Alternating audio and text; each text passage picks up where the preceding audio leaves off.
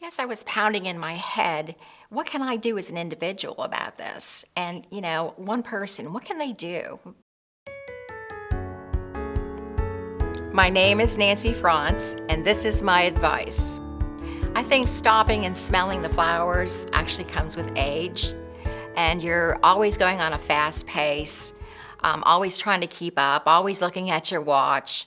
I know sometimes I even went to bed and thought, uh-oh, I forgot to eat today. I mean, it's just so fast paced that I think the older you get, then you realize you need to stop, slow down, smell the flowers, look at your environment, pay attention, notice where our bees are coming from. Do you see any bees when you're smelling the flowers these days? Because we're losing a lot of them. And there's 20,000 species of bees throughout the world, but most of them we're losing because of herbicides, pesticides. So our environment depends on honeybees.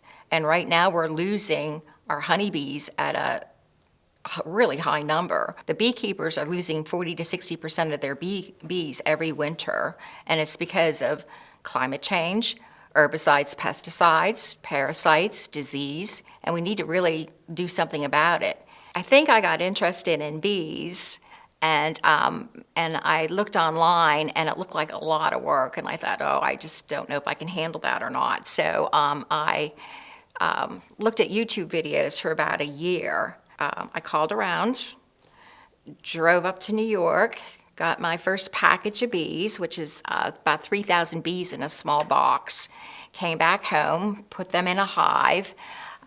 Didn't know what I was doing. To see it on YouTube and actually doing it is two different stories. So then I found out that there was a bee association. And so I did mine a little bit backwards. If I was to do it all over again, I think I'd go to the Beekeepers Association. I would join. I would go there for a solid year, and then I would get my bees. So there's so much to learn. They're so interesting. You'll be mesmerized by just going inside a hive. Bees are really interesting.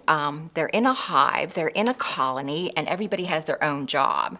So you have nurse bees, you have worker bees, you have house cleaners, you even have undertakers that take out the sick bees, the dead bees, and they get rid of them out of the hive.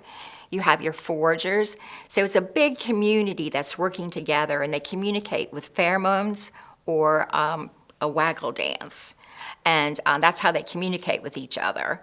And when I'm looking at my hive and I extract honey, I can extract about 60, 80 pounds from one hive. You have to remember that one bee makes 1/12 a teaspoon during their entire lifetime. So when you're looking at that hive, you think, what can I do for the environment? I'm only one person.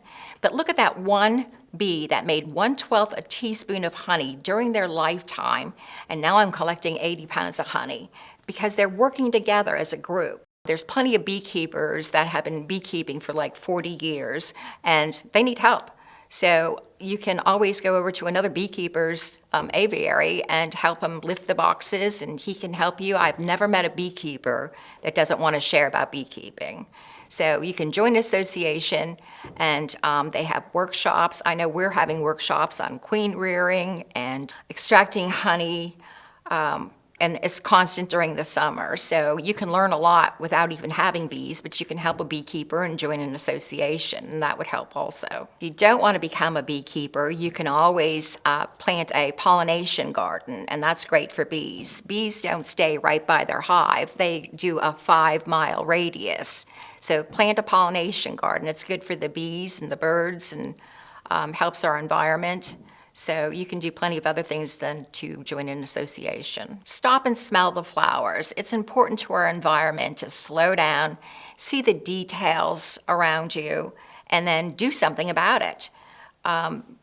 We're losing our bees at a fast rate.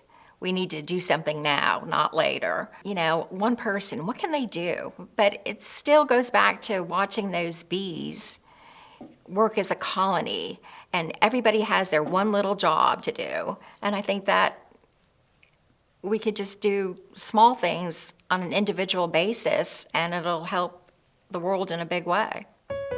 If we knew then all that we know now, I think the world would be better sun.